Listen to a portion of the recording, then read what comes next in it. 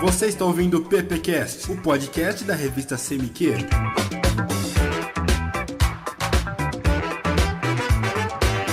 Olá, ouvintes, começando mais um PPcast. Eu sou o Matheus Amaral, estudante de publicidade do segundo ano da Uniara, e comigo aqui também tá a galera do primeiro ano. Oi, gente, eu sou a Cauana. Oi, eu sou a Letícia. Conosco também sempre o professor Gabriel. E aí, Gabriel, tudo bom? Tudo jóia, Matheus. E hoje, estamos aí com um convidado super especial, nosso, por que não, amigo, né? Ex-aluno também, ex-companheiro de curso, Lucas Tanuri. Então, ele veio aqui para falar um pouquinho sobre publicidade e fotografia. Lucas, bem-vindo ao PPcast. Obrigado, Gabriel, mais uma vez. Obrigado a todos aqui. A Uniara sempre dando uma força e abrindo as portas. Eu acho muito legal ter essa oportunidade. Agradeço de coração aí.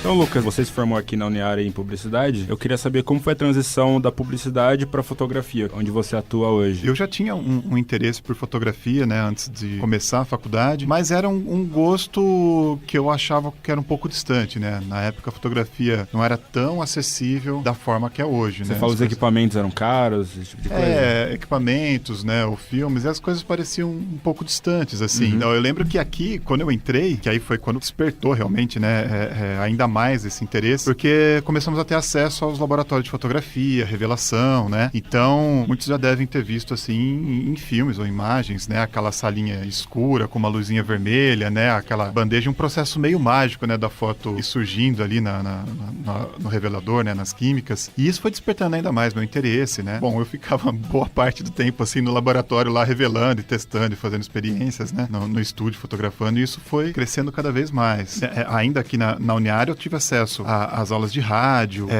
a parte de design, enfim, foi abrindo um leque muito grande, né? A gente até fica um pouco confuso na época, porque, assim, tem muita coisa bacana, né, que vai acontecendo. Eu lembro que uns tios meus, na época, depois que eu me formei, me deram uma câmera fotográfica, uma Canon, que era de filme ainda na época, né, não havia digital, e sempre fui curtindo a fotografia, fui trabalhando em agências, mas ainda assim, fotografava sempre que era possível, né, as agências que eu trabalhei pediam, né, algumas coisas.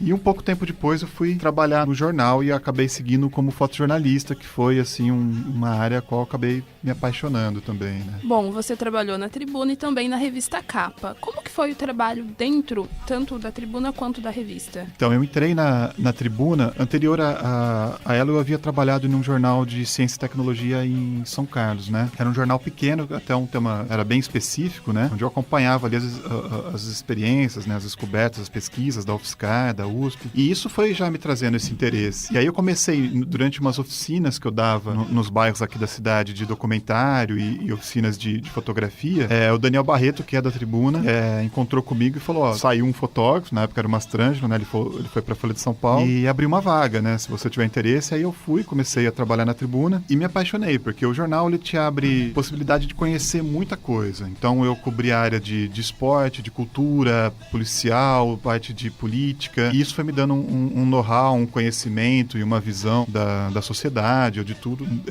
muito próximo, é muito legal. E na Tribuna eu comecei trabalhando à noite, vez ou outra, quando não tinha pauta, eu ficava desenhando, assim, não tinha o que fazer, às vezes eu ficava desenhando, que era algo que eu gostava, que também até foi alimentado aqui no curso de publicidade também, né, esse gosto. E em uma dessas vezes, assim, a editora do Caderno Tribuninha, que era um caderno infantil que saía aos domingos, entrou na sala e viu que eu tava desenhando. Ela falou, poxa, você não sabia que você desenhava, né? O rapaz que desenha pediu as contas hoje, a gente tá procurando um ilustrador, né? E aí surgiu essa oportunidade, ela falou, você não quer fazer um teste? Eu tinha que cuidar de toda essa parte visual desse caderno infantil, criar os passatempos, criar as tirinhas, criar as brincadeiras, ilustrar o tema que era proposto pela semana. E quando eu vi, eu fui ficando cada vez mais amarrado, assim, ao jornal, que era muito gostoso, que foi me dando mais possibilidades, assim. Depois de alguns anos, me promoveram a editor de fotografia, seria, assim, o cargo que é responsável pelas fotos do jornal, pela parte de imagem, qual foto que vai ser pra capa, qual foto que vai ser usada em qual matéria. Eu que escolhi as fotos dos outros fotógrafos. Aí eu comecei a fotografar menos, porque aí eu ficava mais interno, tomando conta dessas fotos, né? Vocês já devem ter visto quanto a foto fala, né? Bom, você disse que as fotografias falam, e sabemos que a fotografia passa uma mensagem. De todas as áreas que a fotografia pode ter, qual que você prefere e qual que é a mensagem, qual que é a essência que essas fotografias que você tira passa? Eu acho que o fotojornalismo é o que eu mais gosto. Dentro dele, eu acho que retratos, assim, ainda é o que eu mais tenho interesse, assim, é o que mais me atrai. Porque é um contato direto que você tem com as pessoas, né? E o ser humano é um animal muito complexo, assim, né? É multifacetado, realmente. Então, é difícil. Eu acabo aprendendo cada vez que eu vou fazer um retrato, essa busca do olhar, essa forma de tentar representar a pessoa naquele momento pelo que ela é, nesse olhar direto com a câmera. É um momento um pouco mais íntimo pro fotógrafo, e é um tipo de fotografia que eu acho muito difícil até. Eu tenho um interesse muito grande, assim, por pessoas, né? Eu aprendo muito com cada uma delas. Então, acho que retrato é uma das áreas que mais gosto, realmente, na fotografia. Lucas, uma coisa que assombra o nosso curso um pouquinho é o famoso sobrinho, né? O faz tudo. Eu queria saber se hoje em dia, com a tecnologia avançando e tudo mais, cada vez mais a gente tem aparelhos celular mesmo que tiram fotos magníficas, se o mercado fica mais difícil para um fotógrafo profissional, fica mais fácil? Não sei se apresenta um perigo, mas é uma tendência, claro, que sempre que você tem algo que te facilite, muitas pessoas vão acabar utilizando isso, né? Mas sempre que a gente se forma ou busca um conhecimento, pelo menos eu penso dessa forma, a gente vai querer ir de encontro a quem está procurando algo diferenciado, quem está querendo procurar um profissional, sim, algo mais especializado, né? Então, sim, vão ter pessoas que vão querer fazer com o próprio celular ou fazer com sobrinhos, criar logos e criar, né? Mas quem tem esse cuidado e se preocupa com essa linguagem vai procurar sempre um profissional melhor. Isso eu acho que em todas as áreas, né? Ô, Lucas, tem um movimento bem legal, se eu não me engano, acho que até você estava fazendo isso, que são fotos exclusivas com celulares. Acho que você estava mexendo um pouco com isso para o Instagram, né? Sim. E assim, são fotos que são fantásticas. Se você... Eu vi lá as fotografias que você colocou, depois aqui você até passa, né? O Instagram pra galera entrar, tal, curtir. O que fica muito, muito claro é o olhar. Se você tem um olhar, se você tem qualquer mecanismo de captura, existem fotos fantásticas. Não adianta ter um aparelho, né? Um aparelho eficiente, caríssimo e não ter habilidade na técnica. Não adianta. É como um tênis. Você pode ter o tênis mais leve do mundo, mais fantástico, não quer dizer que você vai ser um maratonista por isso, né? Exatamente. Então, como você entende esse processo hoje, que ele tá tão dinâmico, né? De as pessoas, às vezes, partirem para trabalhar mais o olhar, né? Eu acho que isso é o que valoriza mais mesmo na fotografia, né? Então, esse grande boom, acho que foi muito legal por conta disso. Eu no Instagram eu acabo brincando, acho que não sei se brincando é a palavra certa, mas eu gosto de estar usando apenas fotos com celular, porque é um outro exercício, é uma outra maneira de você fotografar, é diferente de fotografar com câmeras e com lentes intercambiáveis e tal. Mas eu acho que o que trouxe de bacana, assim, essa facilidade, é algo que, assim, todo mundo é muito visual, né? No entanto, você trabalhar e mostrar o seu olhar não era algo acessível até um tempo atrás. Hoje, com o celular, isso se tornou. E é algo que a música já tinha há muito tempo. Você pode tocar um violão erudito, mas você pode batucar no peito, fazer uma percussão corporal, bater palma. E isso sempre foi muito acessível, você se explorar musicalmente, né? E é claro que vão ser músicas diferentes, vão ser ritmos diferentes, mas você consegue se expressar do seu sentimento dentro da sua arte, dentro da sua maneira de pensar. E eu não sei, eu vejo um pouco dessa forma isso. Tá surgindo pessoas que estão trazendo com o celular uma maneira muito instintiva, mesmo que não tenham, às vezes, estudos ou técnicas, mas que tem um instinto e um olhar muito legal. E isso tem se revelado, bom, a gente vê aos montes aí hoje pela internet, pessoas que têm feito fotos incríveis, né? Com o celular, com o que tem na mão, sem ter muito recurso, como a gente via antigamente. Bom, você tem um site lindo, incrível.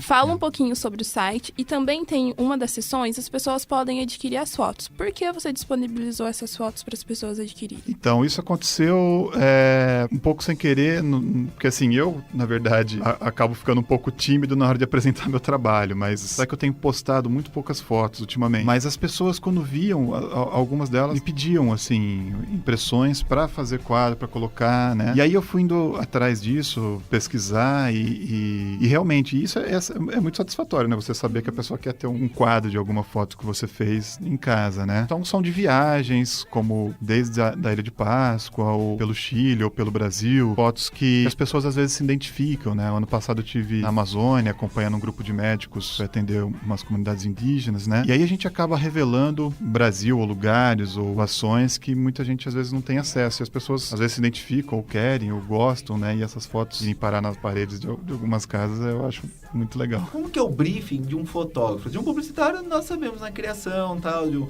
logotipo de uma campanha, né? Mas um fotógrafo, né? Quando ele pega, ele vai fazer uma produção de uma foto, né? Como que é esse briefing? Ele acontece de várias formas, na verdade. Em alguns casos, as agências, como eu já fiz, assim, por exemplo, de pratos para cardápios, assim, de restaurante, eles chegam já com a ideia, muitas vezes pronta, com referências de como eles querem a iluminação, como é que vai ser o enquadramento, já pensando na arte que eles vão montar, num possível cardápio, ou no outdoor, ou na mídia que eles vão utilizar. Nesse caso, a gente fica como uma mão de obra especializada mesmo, como um conhecedor de qual lente a gente vai utilizar para conseguir esse efeito, qual é a luz que a gente vai utilizar para fazer esse efeito que foi sugerido. Mas também há casos em que o briefing vem um pouco mais aberto, assim, né? E aí eles dão a ideia do que eles querem, mas também já sabendo que é uma porta aberta para o fotógrafo também opinar e dizer o olhar dele. Quando Sim. é no estúdio, você consegue controlar mais o ambiente. Sim. Agora, quando é externa, eu acho que o olhar do fotógrafo... Conhecer o lugar, saber, dependendo da época do ano, onde o sol se põe, tudo isso vai interferir, né? O horário que ele se põe, o ângulo que ele vai se pôr. E é claro que você acaba relevando recursos também para a fotografia externa, mas se o intuito às vezes é pegar a foto de uma maneira natural, que é algo que eu gosto muito, né? É legal a gente estar sempre sabendo observar a natureza. Uma coisa até que a gente tem perdido muito, né? É um ganho na fotografia, assim. Ela te força a não perder isso, a estar sempre observando a natureza e o que está em torno da gente conseguir trabalhar, né? Bom, tem alguma coisa ou algum lugar que você ainda não fotografou e você tem muita vontade de fotografar? do que eu já fotografei o resto do mundo todo.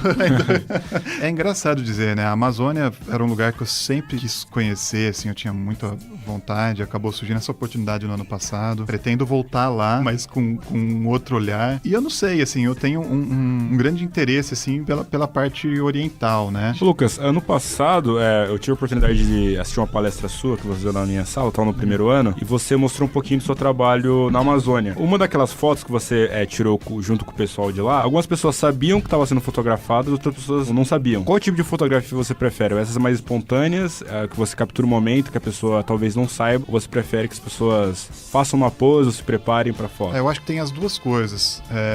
Os dois tipos de fotos são legais. E isso muda muito depois para quem vai ver a foto, né? As duas vão ter linguagens totalmente diferentes, assim, como aconteceu, né, nesse exemplo que você falou aí na Amazônia. Por mais assim que você chega, você já tem uma interferência que alguém chegou ali para fotografar. Mas às vezes você tenta ao máximo não ser muito percebido para conseguir retratar aquele momento sem ter a sua interferência. E o momento como ele realmente é, o momento como realmente está acontecendo. E você ser apenas uma janela para quem vai ver essas fotos depois. Já a fotografia onde há um olhar, há uma intervenção, já tem um apelo maior, assim, do fotógrafo de como vai ser essa intervenção, de como vai ser uma possível direção, de você falar para a pessoa se ela vai olhar para a câmera ou não. Em alguns momentos eu quero que eles olhem para a câmera diretamente para mostrar, assim, essa intimidade, mostrar esse diálogo, vamos dizer assim, né? Em outros momentos eu acho que é interessante fotografar sem ser percebido.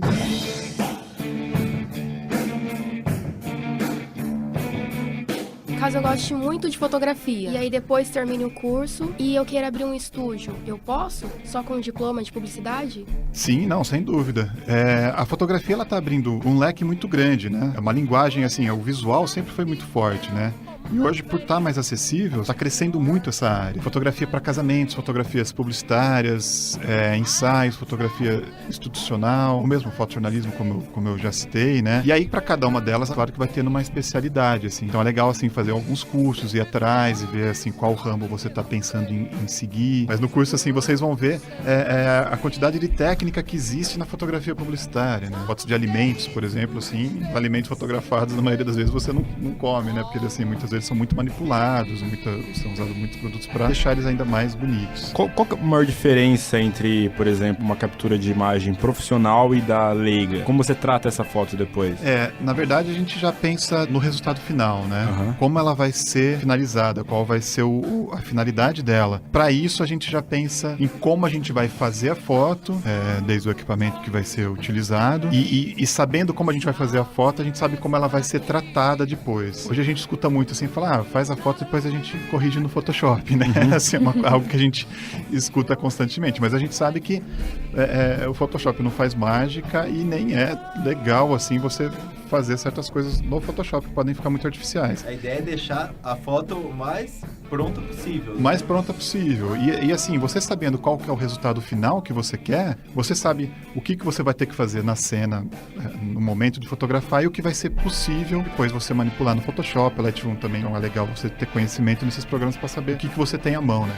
Depois que você se formou aqui na Uniara, você fez algum outro curso de fotografia? Ou você usou o que você aprendeu aqui? Então, eu fiz curso no Senac, fiz com o Adriano, que é um fotógrafo publicitário, né? Ele tem uma vertente bem específica, assim. Aprendi muito com ele, né? Uma grande escola para mim foi o fotojornalismo, porque eu tive contato com outros fotógrafos que tinham olhares diferentes e as situações eram muito específicas e você tinha que lidar com tudo, né? Chegar num lugar que não tinha iluminação zero, né? E outros lugares totalmente diferentes que você não sabia muito bem como lidar, e é tudo muito no improviso, né? Ô Lucas, pro aluno que quer seguir, né, ele tem interesse na carreira fotográfica e tal, ele tem no curso aqui de publicidade, ele tem uma aula de fotografia junto com o professor César e tal.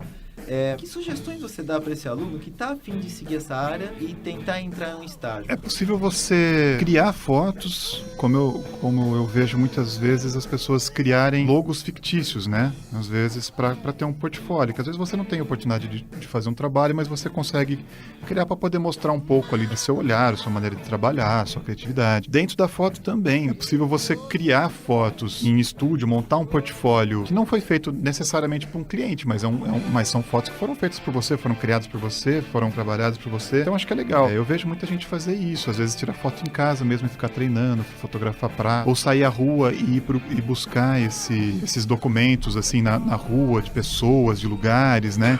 E ir criando esse portfólio. E tentar depois dar uma enxugada na hora de apresentar e levar as suas 10 mais fotos, assim. O que você avaliaria nesse portfólio desse aluno para contratar ele ou não? Eu acho que a parte técnica, né, é a primeira coisa que a gente bate o olho, assim, consegue perceber se houve alguma preocupação ou se ele teve algum estudo, assim. E essa questão do olhar, né? Tem uma frase famosa do Bresson que ele fala, né, que você não fotografa só com a câmera, né? Você fotografa com toda a sua cultura, com todo o seu conhecimento. Numa mesma situação, várias pessoas podem fotografar e mostrar de diferentes formas por conta do olhar. E então, a hora que você vai avaliar o portfólio, isso tem que te chamar, né? Você tem que olhar e perceber que ali há uma certa vivência, tem um porquê da pessoa que está querendo te mostrar aquilo, que ela tem uma honestidade no olhar dela, assim, do que ela quer mostrar, né? E não muitas vezes está perdido, que a gente consegue identificar quando são fotos que foram pegas de referências do Pinterest ou do Google que tentou reproduzir, ou quando são fotos mais originais, que você tem um apelo, né? Uma vontade de mostrar a sua visão. Lucas, pra quem quiser acompanhar seu trabalho, ver as suas fotos, né, você poderia passar o contato pra galera? Tem o site, lucastanuri.com.br. Tanuri é com 2 N's. Também pode me procurar no Facebook, como Lucas Tanuri, também pode encontrar. E tem o Instagram, que tá como Lucauart, Lucaoart. Lucão sem o tio, né? Sem o tio. Uhum. A RT que é a abreviação do meu nome, né? Abi Rached Tanuri, né? Pode procurar tanto no Instagram, no Facebook e o site que eu vou estar à disposição. Beleza, muito obrigado pela presença, Lucas. Eu que agradeço. Se o pessoal que estiver ouvindo quiser mandar críticas, sugestões, elogios, por que não, pode entrar em contato pelo e-mail semicrevista@gmail.com. Muito obrigado pela audiência, é isso, tchau, tchau.